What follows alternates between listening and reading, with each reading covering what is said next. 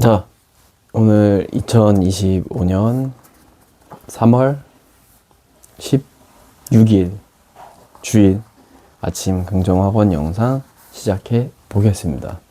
오늘은 이 위대한 상인의 비밀, 이걸 읽고 있고, 그래서 이제 어제 첫 번째 두루마리가 나는 매일매일 새로운 삶을 시작한다. 나에게 매일매일 새로운 하루가 선물로 주어진다. 이런 첫 번째 비밀 두루마리를 소개했고, 이제 오늘은 두 번째 두루마리에 대해서 이야기를 해보고 긍정학원을 외치고 하루를 또 시작해 보겠습니다. 두 번째는 진짜 엄청 중요한 건데, 두 번째 두루마리의 이 문장이라고 해야 되나? 문장은 나는 이 사랑이 충만한 마음으로 이 날을 맞이하리라 라는 챕터예요. 그래서 사랑에 관한 이야기가 나오고, 사랑은 정말 위대한 힘이 있고 은밀히 감춰진 것이라고 해요. 그래서 이 사랑에 대한 이야기, 그리고 정말 모든 것을 사랑하고 모든 사람을, 그리고 모든 자연 만물을 다 사랑할 줄 아는 그런 사람이 되라. 그런 삶을 살아라. 그리고 또 이렇게 매일매일 주어지는 이제 어제 첫 번째 두루마리에서 나오는 매일매일 주어지는 하루를 정말 온전히 절실히 사랑해라 라는 게 두 번째 두루마리예요.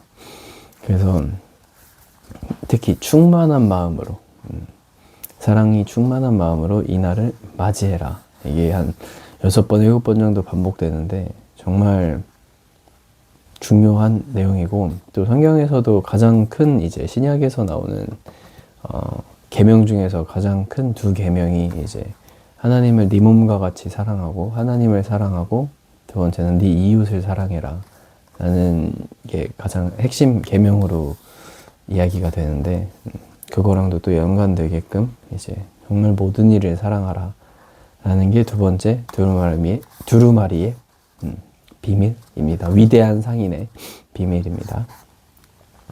그래서 여기 시처럼 이렇게 나와 있는데, 그것을 제가 사진을 찍어 놨는데 되게 좋은 이거를 뭐라고 시라고 해야 되나? 되게 좋은 문단? 한번 읽어보겠습니다. 나는 태양을 사랑하리라. 나의 몸을 따뜻하게 해주니까. 그러나 소낙비도 사랑하리라. 나의 영혼을 깨끗하게 해주니까. 나는 밝음을 사랑하리라. 나의 갈 길을 밝혀주니까. 그러나 어둠도 사랑하리라. 별을 볼 수 있게 해주니까. 나는 행복을 사랑하리라. 내 가슴을 가득 채워주니까. 그러나 슬픔도 사랑하리라. 나의 마음을 가다듬어 주니까. 나는 당당히 보상을 받으리라. 내 노력의 대가니까. 그러나 난관들도 환영하리라. 나에게 도전이 되니까.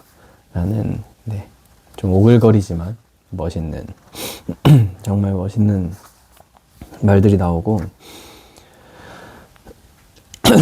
그리고 또 여기서 이제 행동에 대해서도 또 나오는데, 또 이것도 시처럼 나와요. 그래서 나는 어떤 사람들을 사랑할 건가, 뭐 이런 사람 저런 사람 여러 종류의 사람이 있지만, 그럼 뭐 선택해서 뭐 이런 사람들만 사랑하고 뭐 저런 사람들은 사랑하지 않을 거냐, 그런 게 아니라 정말 모든 사람을 사랑해라 라는 메시지가 중요한데, 이것도 읽어보면은 나는 야망을 가진 자를 사랑하리라.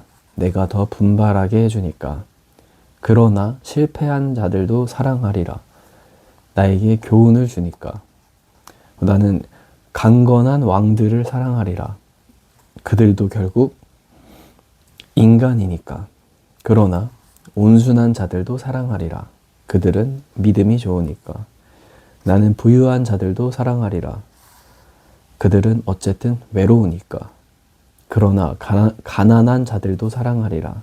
그들은 주위에 많으니까. 나는 젊은이들을 사랑하리라. 그들은 아직 신념을 품고 있으니까. 그리고 늙은이들도 사랑하리라. 그들은 지혜를 가졌으니까. 나는 잘생긴 사람들을 사랑하리라. 그들의 눈에는 애수가 어려 있으니까. 여기서 나오는 애수가 뭔지 잘 모르겠는데, 애수가 어려 있으니까, 뭐 사랑의 그런 건가? 아무튼 그러나 못난 사람들도 사랑하리라. 그들은 평온한 영혼을 지녔으니까. 이렇게 정말 모든 사람들을 다 사랑하고 또 그 이유도 어떠한 것 때문이니까 뭐 전혀 이유가 없는 사람은 아무도 없으니까 존재의 이유가 없는 사람은 아무도 없으니 모든 사람을 사랑해라 라는 이제 내용이고 지금 이 순간부터 나는 인간 중에 으뜸 인간이 되기 위한 첫 걸음을 내디리라. 그리고 나는 사랑으로 매상을 100배 이상 올리는 훌륭한 상인이 되리라. 내게 다른 자격이 없을지라도 나는 사랑만 가지고도 성공할 수 있다. 라고 이야기를 해요. 그래서 다른 뭐 기술이나 뭐 이런 거 없이 정말 사랑 하나만으로도 사랑할 수 있다고 얘기를 하지만 반면에 나한테 사랑이 없으면은 이 세상의 모든 지식과 기술을 가졌다 해도 나는 실패할 것이다. 그래서 나는 사랑이 충만한 마음으로 이날을 맞이하리라. 라는 이야기가 두 번째에 나옵니다. 그래서 성경에도 그러죠. 그 믿음, 소망, 사랑 중에 가장은 사랑이다. 그리고 막 다 가졌지만 사랑이 없는 사람은 되게 비판하고 날석에 되게 꾸짖죠. 그리고 특히 최근에 묵상했던 것 중에서도 그 누가복음에 나오는 한 예시인데 비유인데 이제 이스라엘에서 강도한테 습격당한 한 사람이 있는데 그 사람을 보고 제사장, 그때 뭐 지금으로 따지면 목사님들이나 되게 높은 사람들, 그 예배를 관리하는 사람들이 예배를 드리고 나와서 제사장에서 내려오는 길에서 그 사람을 만났는데 피해갔고 거기에 레위 사람이라고 그 사람도 되게 뿌리 깊은 그 가문의 사람도 그 예루살렘이라는 자기 동네에서 벌어진 일 그리고 강도에서 되게 피해를 당한 사람을 보고 그냥 지나쳤는데 그 예루살렘 땅에서 그와 대척되는 사마리아 여인이라는 사람이 나와서 그 사마리아 여인이 그 사람을 구해주는 예화가 나와요. 그래서 거기서 사마리아 여인의 그 선한 행실이나 선한 일들에 대해서 되게 두각을 보여주고 그런 거를 조금 소개를 하는데 저는 그거를 보면서 사마리아 여인이 대단하다기보다는 당연한 건데 그 당연한 거를 이런 지금 많은 사람들이나 그리고 그 동네에 있는 사람들이 오히려 그러니까 지켜야 될 사람들 막 종교 지도자 그리고 거기 있는 가문의 사람들 그리고 거기 마을 사람들이 지키지 않고 그냥 지나친 것 그거가 저는 핵심 중요한 포인트라고 보거든요. 왜냐면은 뭐 종교가 있든 없든 그런 말들이 사람이 이제 물에 빠지면은 사람을 구하려는 게 사람의 본능이다, 본성이다 이런 얘기도 있는데 그런 본성과 본능이 막 엄청 거룩한 종교 아니면은 뭐 거룩한 그 마음 상태 그런 사람들이 오히려 그런 되게 당연한 것들을 지키지 못하고 있는 당연히 사랑해야 되는 이 주변 사람들을 사랑해야 되는데 그러지 못하고 있는 점을 되게 비유로 이야기를 해주는 게 있는데 그것도 생각이 나면서 지금 현실도 되게 차갑고 그렇지만 그런 차가운 현실 속에서 자그마한 실천과 사랑의 실천이 나타난다면은 그게 또 더 빛나고 값지게 될 거니까 가치가 있는 거니까 남들이 안 하는 게 더 가치가 있고 값진 거니까 그래서 좀 그런 사랑에 대한 그리고 다른 사람들에 대한 관심에 대한 생각이 드는 오늘 이야기였습니다. 그래서 두 번째 두루마리는 이런 내용이었습니다.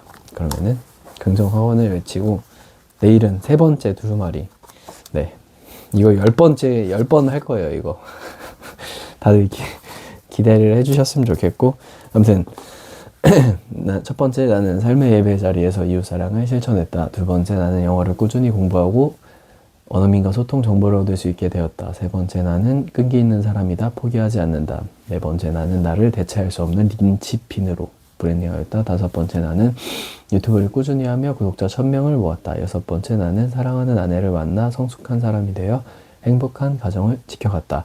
일곱 번째 나는 경제 투자 자격증 공부를 통해 조금씩 성장했다. 8번째, 나는 나의 이야기로 된 책을 썼다. 작가가 되어 선한 여행력을 주었다. 9번째, 나는 웃음을 주는 노래를 만들었다. 많은 사람들이 따라 부르며 웃음 짓게 만들었다. 10번째, 나는 오늘도 말씀과 가까운 삶을 살았다. 말씀을 암송했다. 어제 에베소 3장 9절과 10절인데 이게 9절이 지금 기억이 안 나고 10절이 하나님의 그 비밀을 교회를 통해서 하늘에 있는 권세자 통치자들에게 그 하나님의 지혜를 전달해 준다라는 내용이거든요. 정확히 이거를 9절과 10절을